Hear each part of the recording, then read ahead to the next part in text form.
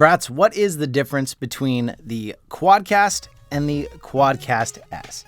Well, we're gonna find out today. We've been using our QuadCast for about 2 years now, almost, since we started the channel. We are upgrading to the new HyperX QuadCast S.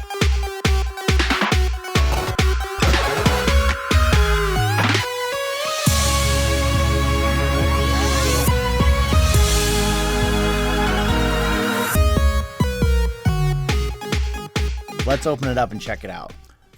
Always have a small, sharp unboxing knife. Never make quick motions with it. Take your time, be careful, be safe. Boom. And done. HyperX has you covered. 2-year warranty against defects. Ooh, fancy little case they put it in here. Strong little case they put it in here. If you get one of these, do not throw this away. People tend to do that a lot for some reason. Hang on to this piece. Now, looking at this mic at a glance, they do look extremely similar. Same size, shape. Really, it's in the same shell as the other one. Notable differences here. The cable that holds the shock mount in place to where this can still move around is gray. It's more of a neutral color because this has a full RGB light setup in it. So you can change the colors. And not only can you change the color of the mic where this one looks red, you can actually change different colors inside of it too. So you got the RGB there. They did the gray so that it's more neutral. The included pop filter on the inside is also a gray material. Where this one, it's red all the time. It's not just a red light. So this one is built to fit into any setup here. Now this stand that it's on is exactly the same stand this one would normally be on. I have it on a scissor arm right now, which I'm also gonna put this one onto a scissor arm. That's why you wanna keep this. This is how you attach this to a scissor arm. So real quick, we're gonna do that here. And then there's gonna be a screw in here that falls out. Don't lose any of these. You're gonna need all of them. And then a washer. We're gonna attach these to this the same way it was attached to that.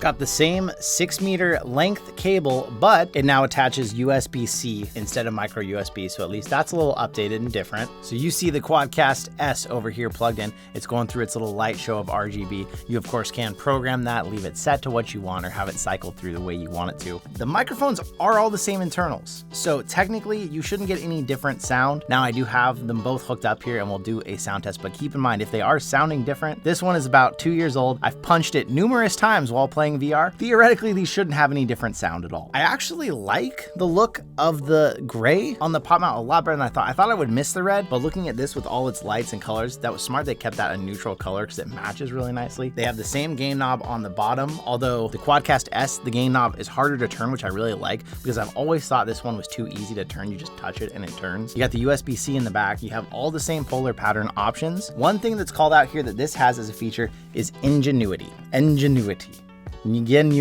That offers extra options for you in monitoring. So if you're live monitoring, you're listening to yourself, you can change things up. I don't use live monitoring. I know that some people do and they think that's really good. And beyond that, really, you're paying for the style. These mics should be $140 if you find them at normal price and $170. Right now, that's not the case at all. This one you might find for $140 or you might find it for over $200 because there's a shortage of mics and things with people working at home and COVID. This one, you might find it as low as $170 or you might find it for over $300 or more. Price is kind of a moot point right now. The main question you're gonna have is either which one should I buy, or if I already have a QuadCast, should I upgrade to the S? Personally, I'm gonna say no. It looks cooler, but there's nothing more beyond that that is a deal breaker to me. It's USB-C, but I mean, it's the cord that it comes with, so it's not like I'm gonna be swapping cords all the time. Same internals, it's really the same look. This one looks a lot prettier, but it's because this one has scratches and dings and stuff on it from years of use now. So really, if this was fresh out of the box, it would look just about as good as this one does. They're all compatible with your PC, your PS4, your Mac.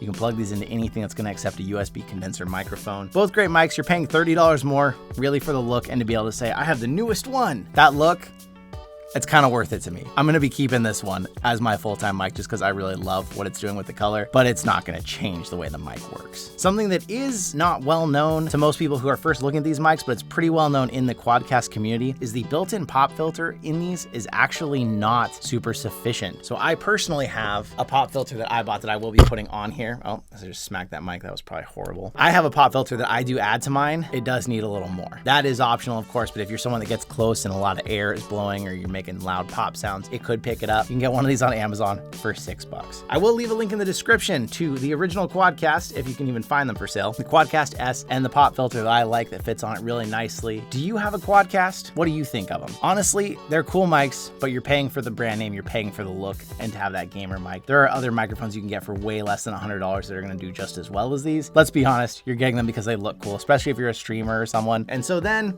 maybe pay the extra $30 to get this one. It's up to you. Let me know what you think in the comments. Which would you get? Is it worth 30 bucks? I think so. But I want to say thank you so much for hanging out with me today.